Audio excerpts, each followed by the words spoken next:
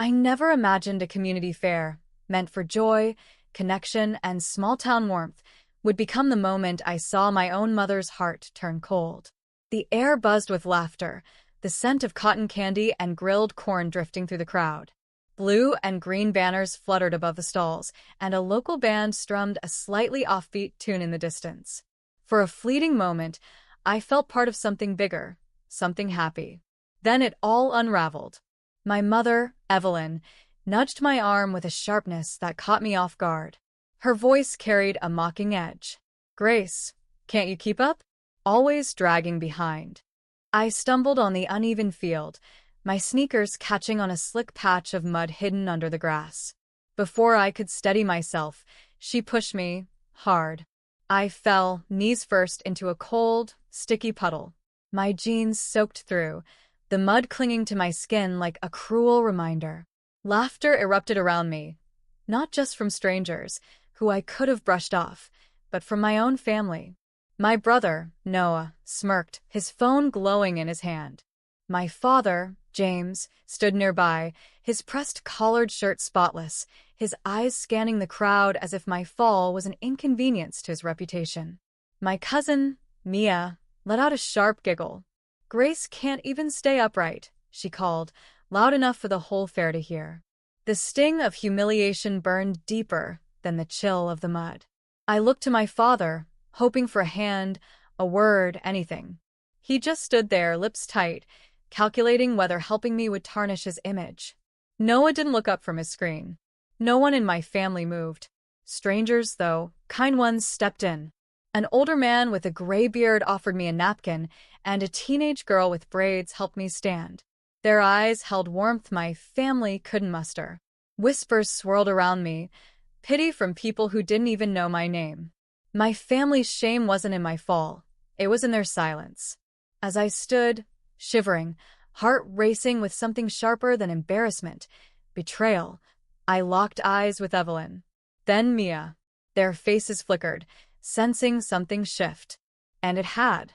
I'd given them everything, my time, my loyalty, my heart, and this was how little I meant. Mud clung to my clothes, but something stronger stirred inside me. This was the last time they'd make me feel small. The fair's noise faded as I drove home. The mud still caked on my skin. No amount of washing seemed to erase it, not from my hands, not from my soul. In my apartment, photos of my childhood stared back at me. My late mother, Clara, smiled from every frame, her warmth a reminder of the family we'd built before cancer took her when I was 10. I'd clung to Evelyn, my stepmother, after that, believing she'd fill the void. I'd poured everything into her, helping with chores, supporting her through her remarriage to James, babysitting Mia when they needed a break. I thought it was love. Now I saw it for what it was, a one-way street. I sank into my couch, staring at a photo of Clara and me at my high school graduation. I was 16, full of hope, thinking family would carry me through anything. Evelyn had promised to be there, to take care of me, to never let me feel alone. And I believed her. I worked weekends at the diner to help pay for Mia's dance lessons, thinking it would bind us closer. When Evelyn and James bought their big house in Willow Creek, I helped them move, painting walls, planting flowers, believing I was part of their world. But today, at that fair, something broke inside me. I'd bent over backward for them, swallowed their slights, their dismissals, hoping for scraps of gratitude. That push into the mud wasn't just a prank, it was a message. They didn't value me. They never had. The quiet of my apartment wrapped around me, heavy and thick. Evelyn, James, and Mia had stayed at the fair, playing the perfect family, as if my humiliation was just another moment to shrug off. Dinner that night was tense, the air sharp with unspoken truths. Evelyn chatted about Mia's college applications, her voice bright and forced. Mia scrolled through her phone, tossing smug glances my way. I left early, retreating to my bedroom, but sleep wouldn't come. Something pulled at me, a restless ache. I wandered toward the kitchen for water, then froze. Their voices drifted from the living room, low and conspiratorial under the dim glow of a lamp. Evelyn sat on the couch, her posture rigid. Mia sprawled beside her, casual in a way that made my stomach twist. I pressed against the wall, out of sight, my heart pounding. Evelyn's voice was sharp but hushed. Once she's out of the picture, it's all ours. The savings, the property, everything. Mia laughed, light and cruel. She's so clueless, Mom. Always stumbling, forgetting things.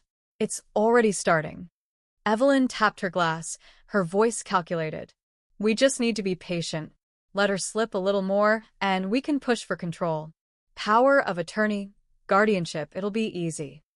Mia's tone turned gleeful. I'm thinking a new pool for the backyard. That old garden she loves? Gone. My hands shook, not from fear but from rage. This was their plan. Plant doubts about my sanity, my competence, and take everything Clara had left me. The apartment, the savings, the life we'd built, they wanted it all. I slipped my phone from my pocket, my fingers steady as I hit record. Their voices spilled out, damning themselves with every word.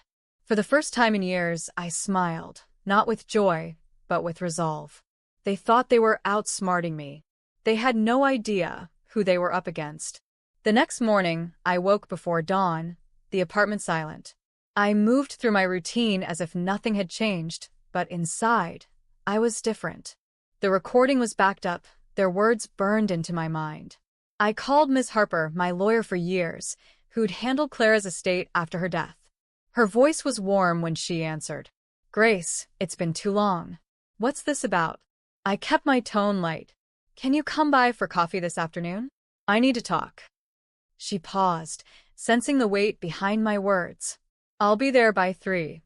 When Miss Harper arrived, I set out coffee and muffins in the dining room, the same space Mia had mocked as dated. She settled into a chair, her eyes sharp but kind. You're not one for casual visits, Grace. What's going on? I slid my phone across the table. Listen to this. Her face hardened as the recording played, Evelyn and Mia's voices spilling their greed into the quiet room. When it ended, she leaned back, her expression grim. This is ugly, Grace. They're plotting to strip you of everything. I nodded. They think I'm too soft to fight back. I want to prove them wrong. She studied me, then spoke firmly. We'll move fast. Medical evaluations, cognitive tests, legal protections. We'll make sure they can't touch you. I met her gaze. And the inheritance? She nodded. We'll lock it down. Trusts, safeguards, everything. They won't get a dime. The days that followed were calm on the surface, but I was building a fortress. I scheduled doctor visits, not for ailments, but for proof. I aced memory tests, solved puzzles, answered questions with clarity. Each report was stamped, notarized, and filed. Ms. Harper coordinated it all, her precision a shield. They're trying to build a case against you, she warned. We'll build one stronger.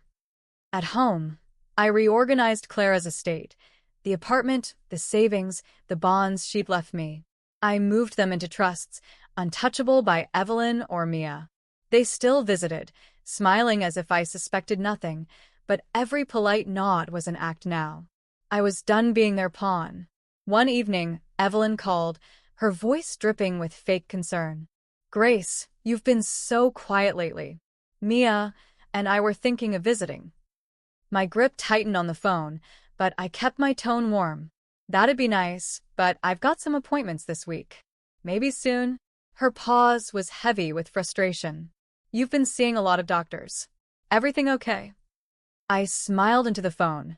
Just keeping things in check. You know, at my age, you can't be too careful.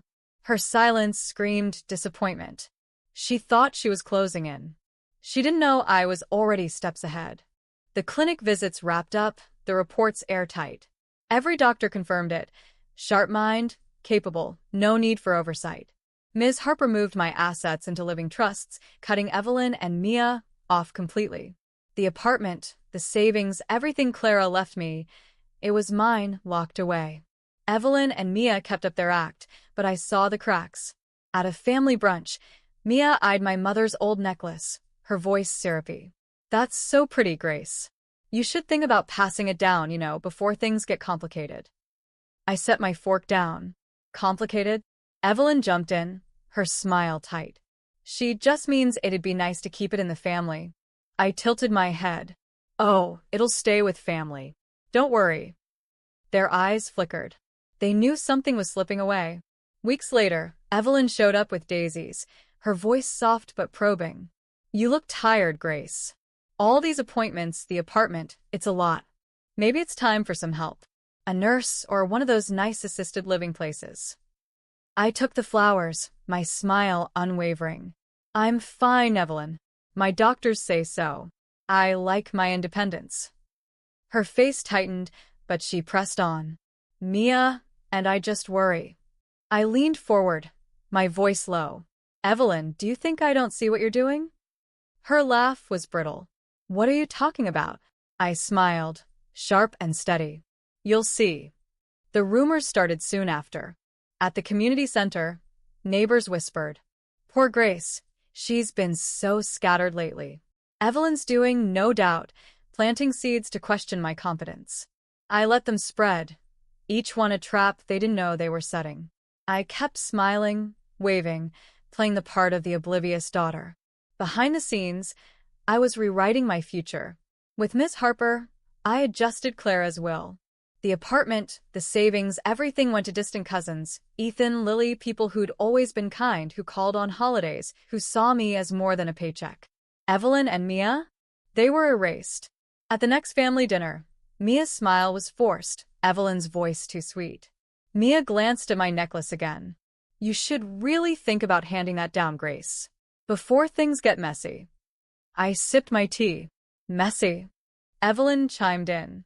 She just means it'd be nice to have something to remember you by. I looked at them both. You'll have plenty to remember me by. The air shifted. They sensed it, control slipping through their fingers. The final move came at another brunch. Evelyn and Mia were confident, still believing they held the upper hand.